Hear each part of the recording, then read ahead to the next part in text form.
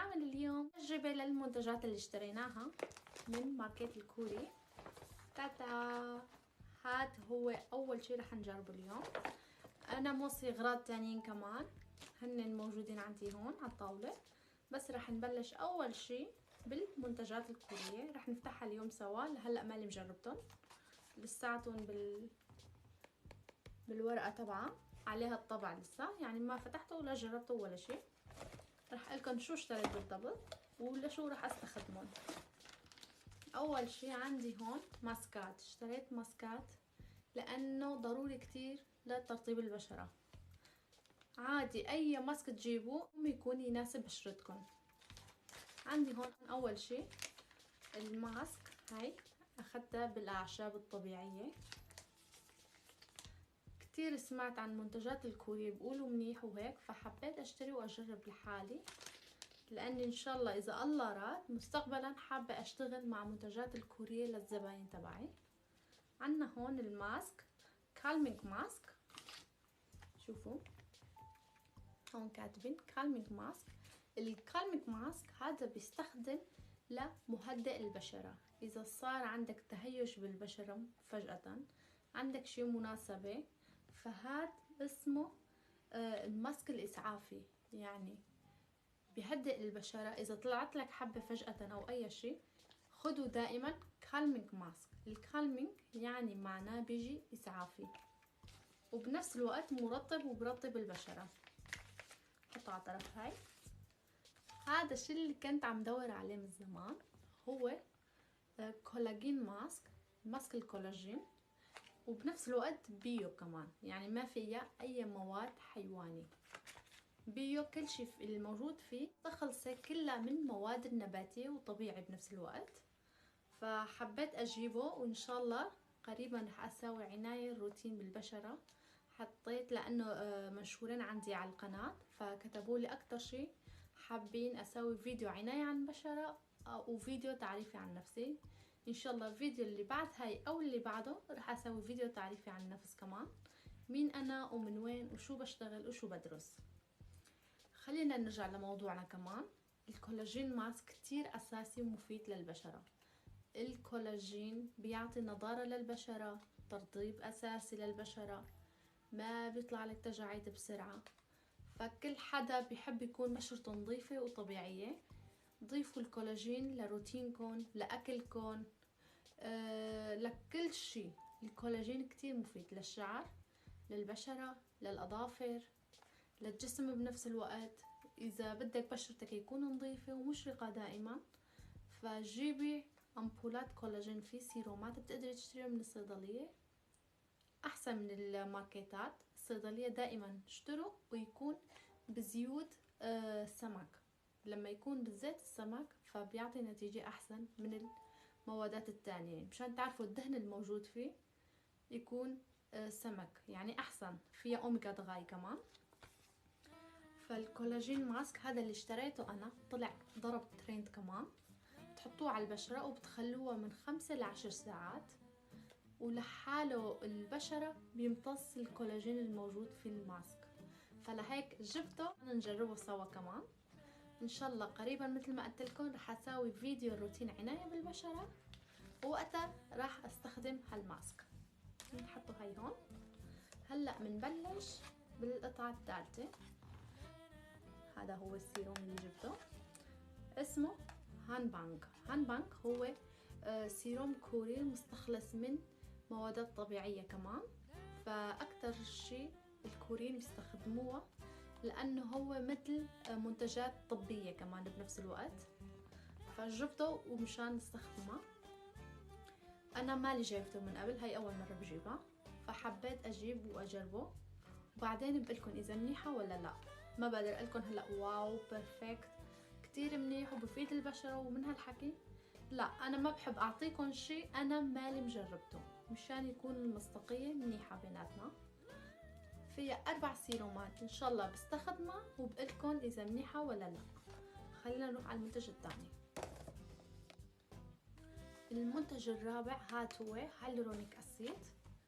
هذا كتير منيح لترطيب البشرة. طريقة استخدامه هاي بيكون بتغسلوا وشكم وبتخلوا وشكم شوي لساعته رطب فيها يعني شوي مي، وبتستخدموها لانه بيمتص بسرعه وخاصه ما فيها مواد دهنيه، يعني مي هذا بالمشرمحي تحطوه على البشره بيرطب البشره.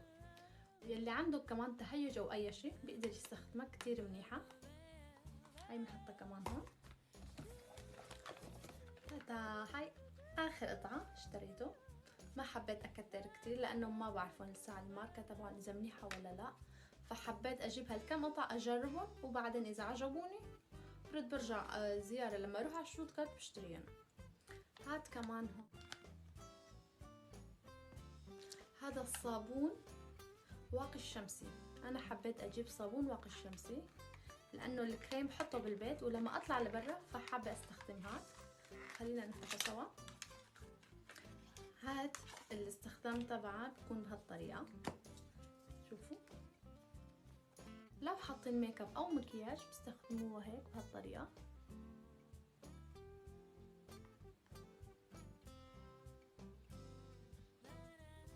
شوفوا هاي منيحه لانه لما بنحط الواقي الشمسي نحن فلازم كل ساعتين نجدد الواقي الشمسي، اذا ما جددنا كل ساعتين فبيكون الكريم اللي حاطينه ما عاد إله مفعول تبعه. يفضل دائما بنصحكم لكل حدا كل ساعتين تجددوا الواقي الشمسي تبعكم. الواقي الشمسي في منه نوعين، اذا بتحبوا اقلكم عليه تعرفوا معلومات اكتر اكتبوا لي بالتعليقات تحت وبجاوبكم بفيديو خاص بس عن واقي الشمسي، لانه واقي الشمسي اذا ما كان لبشرتك مطابقه فرح يقلب بشرتك ضدك فيعطيكي شلون بدي اقولكم، فالبشره بتنقلب ضدك، يعني انه بصير عندك بقع، بصير عندك كلف، بصير عندك حبوب بشرتك، بصير بشرتك غير نوعيه دهنيه اكثر. فاذا بتحبوا احكي لكم اكثر اكتبوا لي بالتعليقات بعملكم عليه فيديو تاني. هيك بكون فرجيتكم المنتجات الكوريه اللي اشتريتهم. هالقطعة اللي اشتريتهم انا كلفني 64 يورو و30 سنت. عم صور على السيلفي فلهيك الفاتورة عم يعطيكم مقلوب، مكتوب هون 64 يورو و30 سنت.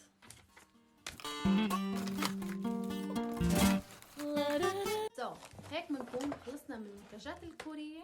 هلا بنروح على الباكيت الجاي. الباكيت اللي اخذته انا وصلته من الشي ان، خلينا نفتحه. فخلينا نبلش اول شي بالمنتجات الشي ان.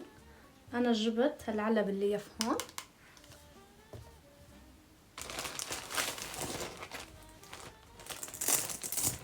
حلوة. جبت هاي للولاد مشان يلعبوا فيها، بتقدروا تلزقوها بالحيط وبتجي مع قطعة كمان بنلزق بالحيط مشان ما تدقوا مسمار او اي شي. كتير حلوة وكيوت.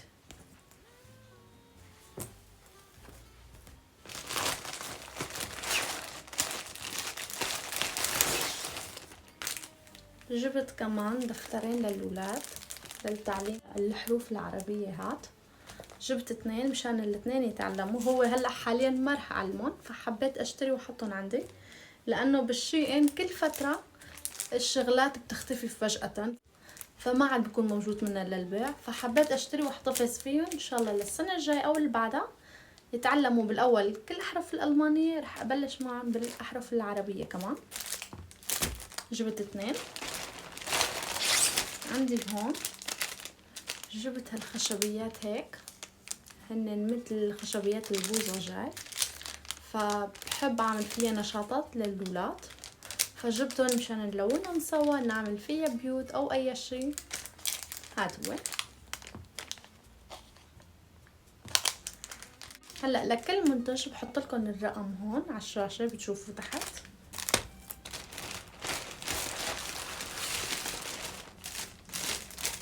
نفتح هاي كمان نشوف شو فيها.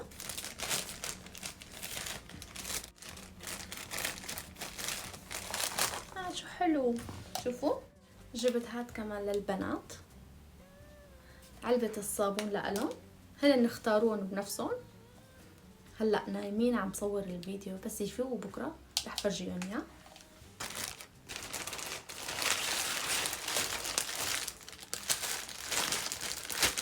حطيت لهم هاللعبة كمان. هو بيجي هيك الوان وبينكتب على المعلقة، تعملوا الرسمات اللي بدكم اياه بتحطوها بالمي وبتطلع الشكل اللي رسمتوها.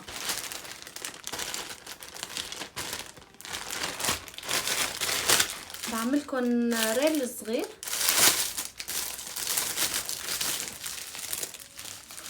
هاي المواد تبعها والمعلقة كمان جاية جواتها.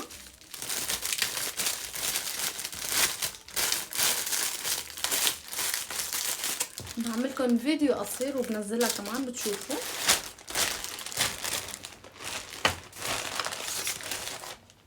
جبت هاد كمان، هاي بتعلق للتواليت لتحطوا المحارم فيها. فحابة اغير ديكور اللي عندي بالحمام، اسويه كله خشبيات واسود. فعم بلش شوي شوي كل فترة اجيب شغلة مشان ما يتجمع علي كتير. فكل فترة بجيب شغلة صغيرة وبعد ما يكتمل كلها فبغير الديكور. جبت هاد، ما بعرف اذا منيح ولا لا. هو بينربط هيك للشعر.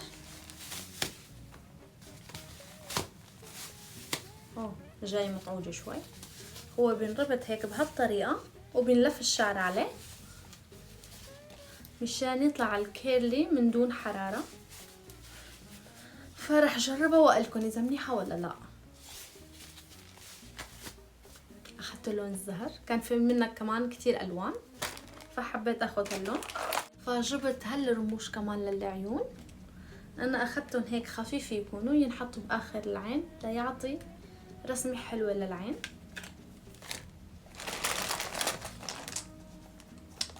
هون جبت حماية لتليفوني للشاشة تبعها. هاد هو.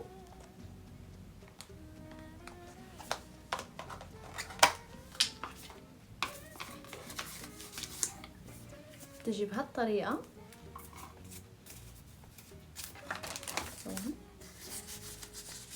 هيك شفاف.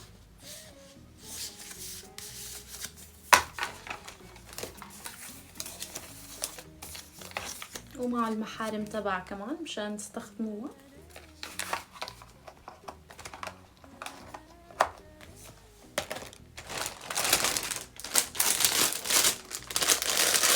جبت هاي للشعر اذا صارت عندي شي مناسبة او شي شغلة،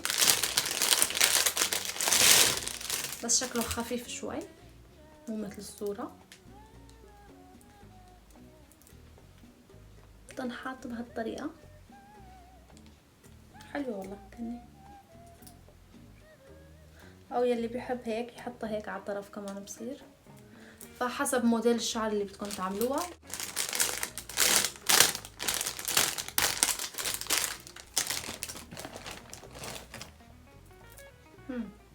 جبت هاد كمان شكله ما حلو، هاد ما عجبني، كله فايت بقلب بعض كمان.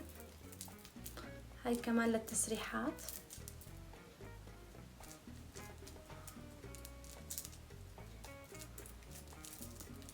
هاي بدها شغلة كتير، شكله كله فايت بقلب بعض لانه علقت بشعري.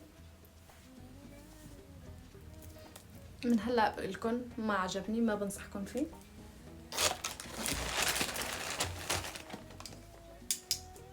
كيوت، هاي حلوة حبيت. بيجي لقات شعر.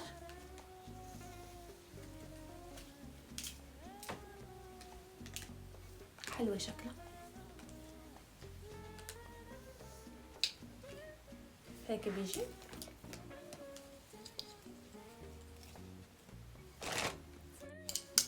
هو لقاطة بنفس الوقت وجاي على شكل ريبان من ورا.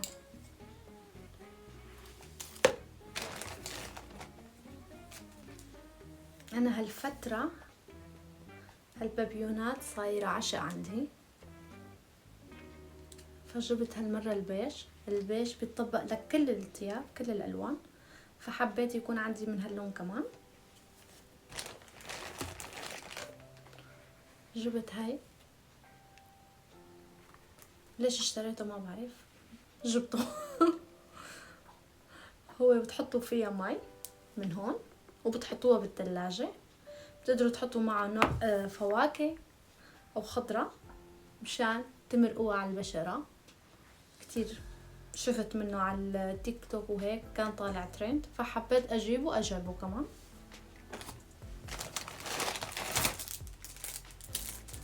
جبت هالكليبة كمان.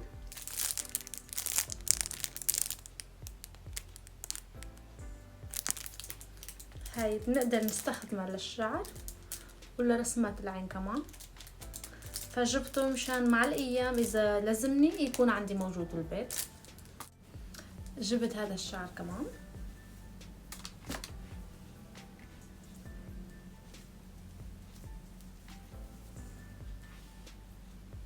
خلينا نجرب نشوف شلون رح يكون.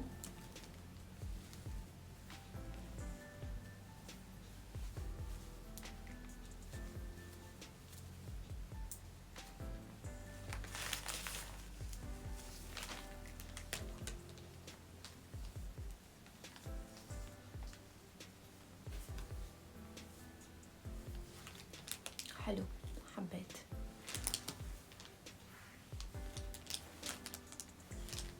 هو بده تظبيط اكتر، نرتب الشعر وهيك بهالطريقه بنحطها هيك بيجي.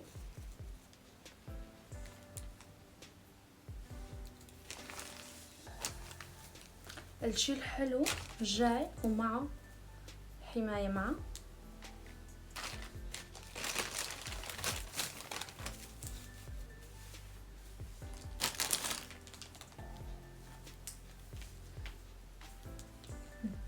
انتكى شعري كله. هدول خلصوا هالكيس.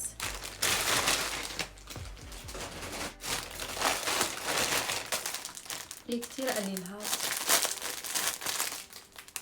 انا جبت هاي مشان احطها حوالين الزريعة، بس كتير قليل. كان لازم اجيب اكثر من كيس، ما عرفت رح يطلع هيك.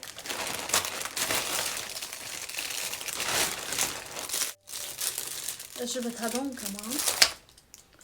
عندي الحيط ما بيندق على المسمار، فعم حاول دائما اذا بدي احط لوحات او اي شيء فبستخدم هدول.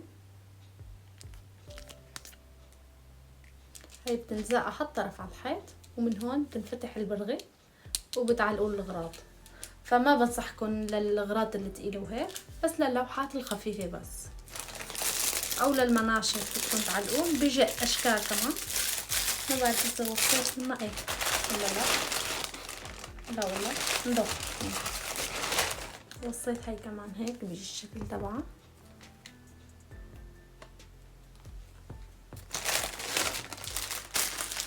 ووصيت هاي كتير نطرت لبين ما اجاني.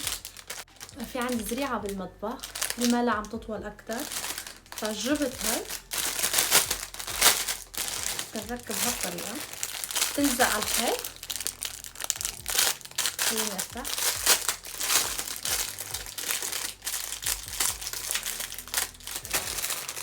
هيك بتجي هيك بتلزق على الحيط مشان الزريعات. هاي جبتها بعمل عليه ريل صغير او فيديو كمان، وبفرجيكم شلون رح تطلع لي الزريعة بعد ما اركب هدول على الحيط، وبقلكن اذا منيحة ولا لا، لانه في منهم بيلتزق على الحيط بس بيوعوا بسرعة كمان.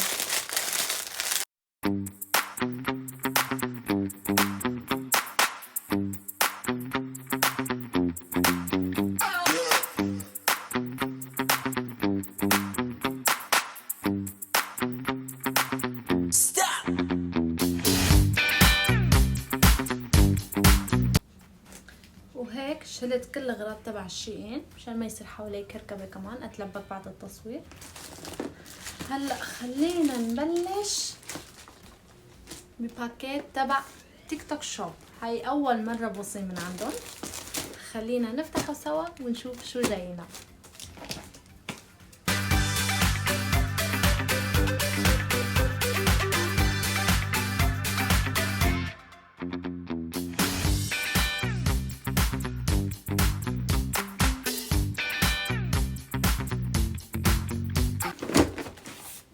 جاهزين نشوف شو جايين. وصلت شغلات كتير حلوة للبنات. هاد واحد منهم اسمه ماجيك ووتر إلف. ان شاء الله تكون حلوة. انا شفت الفيديوهات تبعها حسيتها كتير مستمتعة للولاد فجبته. بيجي هيك مع الاشكال تبعها وهي الالوان، وبنستخدمها بهالطريقة. بنحطها بالمي، لا بنعبيها بالاول بعدين بنحطها بالمي وبتطلع الشكل اللي بدنا اياه. ما بدي افتحه مشان يفوقوا الاولاد بكره الصبح هن يفتحوا، او بفتح لكم من هالطرف مشان تشوفوا الموديل شلون جاي.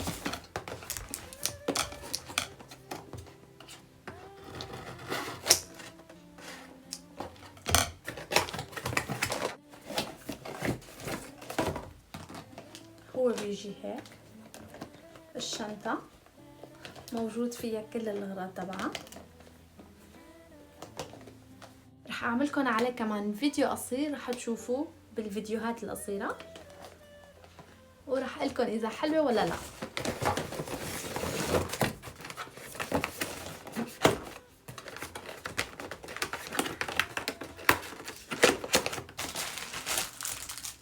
ووصيت كفر تليفون لإلي، واحد هاي والتاني هات. حبيت هالألوان كمان فقلت خليني أجيبه وأجربه إذا حلوين ولا لا. ما عاد بقي الباكيت فضي هيك عنا. الأولاد كتير راح ينبسطوا بكرة بس يفوقوا من النوم لأنه جبت لهم شغلات حلوة، فما حبيت أصور وهن معي. بحب أكون دائما مع الأولاد بالأوقات اللي موجودة معهم، فما بحب أستخدم التليفون كتير، فلهيك بحاول دائما أصور بعد ما يناموا الأولاد. فبما أنه هلأ كمان عطلتي وهيك فحبيت أصور الفيديوهات ويكونوا عندي جاهزين، بس لما أبلش الشغل أعمل لهم مونتاج وأنزلهم ديريكت. هدول الأغراض اللي جبتهم تبع الكوري من تيك توك شوب والتاني من الشين. إذا عندكم أي أسئلة أو أي استفسار بتحبوا تعرفوا عن المنتجات، عني شخصيا، عن عائلتي، اكتبولي بالتعليقات. ولا تنسوني من تعليقاتكم الحلوة. أتمنى تشتركوا بالقناة وتفعلوا زر الجرس ليوصلكم كل فيديوهات الجديدة، وشيروا الفيديو لرفقاتكم، لأهلكم، لكل أحبابكم يلي غالين على قلبكم وبتمونوا عليهم ليشوفوا الفيديو ويستفيدوا هنن كمان. واكتبولي بالتعليقات شو بتحبوا تكون الفيديوهات الجاي، عن شو تكون، عن عناية بالبشرة، عن دراستي، عن شو بعمل، شو بشتغل، صار لي كم فترة بألمانيا وهيك. اكتبولي بالتعليقات إذا حابين تعرفوا أي شيء بخصني. رح كون كتير ممنونة وبتشكر كل شخص بفوت جديد على عائلتنا وبيشترك بالقناة. وتضلوا بخير وسلامة. انطرونا بفيديوهات الجاي. باي باي.